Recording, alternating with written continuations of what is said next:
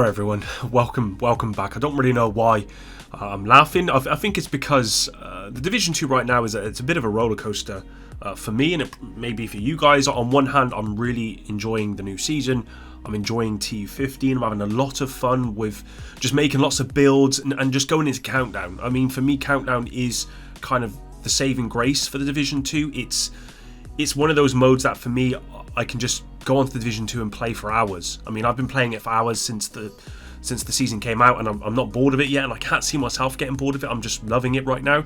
And also it means I can go in there and just use loads of different builds, and it's not so hard that I get frustrated, but it's not so easy that it's really, really mindless. So yeah, I'm really enjoying the update right now. But on the other hand, if you saw my video yesterday, there's been some significant issues with PC and crashes, and I spoke to Lieutenant Buzz Lightyear and I said his PC was crashing every hour.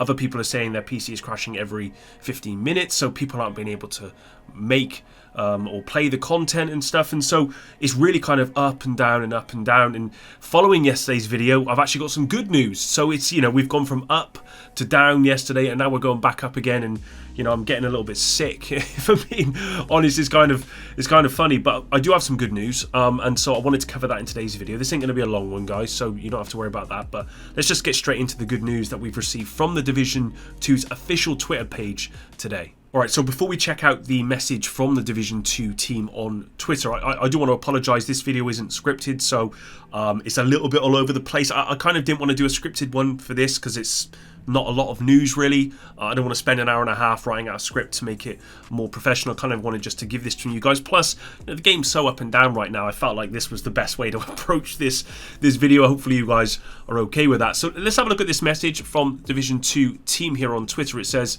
"Agents, as you know, for exotics to start dropping as world activities rewards, you need to obtain them from their initial source first, the seasonal reward track or the manhunt. Once earned, they are then added to the general loot pool." Now, this is how it's always worked, I believe, for exotics that have come as part of a new season, right? You get them on the reward track, they then drop in the general loot pool, and then whatever activity you're playing, you then have an opportunity to have those exotics drop, if they do ever drop. Because what I will say, guys, before we proceed here, is that just let me know in the comments down below, if any of you guys have played a lot of Countdown, how many of you have got exotics from Countdown? Because I've played probably, at least I would say at the moment, 100 matches of Countdown completed, and I've not seen one exotic drop. Not one. So unless my RNG is just that bad, you'll have to let me know in the comments below. But anyway, moving on. It says, "We have heard your concerns about TU15.1 changes published last week, and are happy to say that Season 9 exotics, namely the Dread Edict, Blue Screen and Catharsis, will remain available in the general loot pool and exotic caches no matter your Season Pass progression." So that is really, really, really good news. I'm just trying to read it again. Exotic caches no matter your Season Pass progression. So that's really great news, because what that is they basically reverted the change that I said was a bad one, where they were going to go back to how it should work.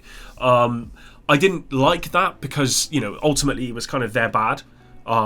And I didn't want them to revert that, because also I think it would have been a problem for people who already had Catharsis or Blue Screen or all the exotics from caches already. I think there was a concern that if they did revert those changes, those people would lose those items. And I know that people, I especially, would not have been happy about that at all. So I'm really glad they reverted that back. And do you know what I'm most impressed about, guys? It's not so much that they've reverted this back, which is great, because I think that needed to happen. I think a lot of people were against this change, so I'm glad they've changed it back. But the thing I'm most impressed about is what I talked about in yesterday's video. I talked about in yesterday's video the lack of communication, or the bad communication from Massive in respect to the PC crashes, which they've not really addressed. We've had this odd tweet from Daria, which YouTubers have had to cover in order for people to know about it. But here they've done the opposite, and they've come out and they've said, guys, look, this is what's happening, and this is a message. Which this is the kind of thing that we want to see more often, right? Is when they are making changes or that affect everyone community wide, that we receive something from the Division 2 team like this, so that people are fully aware of it. This is exactly the communication that we need for everything, and I would love for them to make a similar message around the PC crashes as well, because if you didn't watch my video yesterday, they're not going to be addressing the PC crashes following Season 9 TU15 until TU16, which is what, 2 months away? And I think that's something that a lot of people need to know, especially if you're on PC. I mean, I've heard as well that the Xbox are having some issues. I've personally not had them. I don't think the Xbox issues are nearly quite as prevalent as they are for PC. But still, you know, this is something that needs to be addressed community-wide in a post like this. And if they can do it for these TU15.1 changes, I see no reason why they can't do it for the PC crashes, which are affecting a huge number of people to the point where they literally can't even play the game. So, you know, overall, very happy that they've made these changes, but I'm more impressed that they've been able to put this out as a total message to everyone to see, and I think they need to keep doing this going forward. And I think they need to stop flip-flopping here, because like I said, this is up and down and up and down, and it's not just with, you know, we're getting good news about this and then bad news about this and then good news and blah blah blah blah. It's not just that, it's with the communication as well, right? There's no consistency there. You know, in some respects, we've had probably the best communication over the past couple of months from the Division 2 that we've probably ever had in terms of what's happening around the game, which has been great. I mean, if you watch the State of the Game or whatever special report from Yannick, he was so transparent in what's happened over the last 2 years, and it was really quite refreshing and really great. I think as a community we deserve that, and that's really good. And I think overall the communication from Daria and everyone really involved has been great. But then there's this lack of communication around these PC crashes, and there's a lack of communication around other stuff, right? And so and then we're back to this, where we get this great message about what they're changing, and it's that up down. There's no consistency, and I think that's where a lot of frustration comes from, is that there's really no consistency, not just around communication, but around changes and the game in of itself. You know, there's some really great stuff, but there's some really bad stuff, and all that. You know, it's crazy. You know, you really are on a roller coaster with this game, and for some people that's great. For me personally, I mean, it means I can make videos like this for you guys.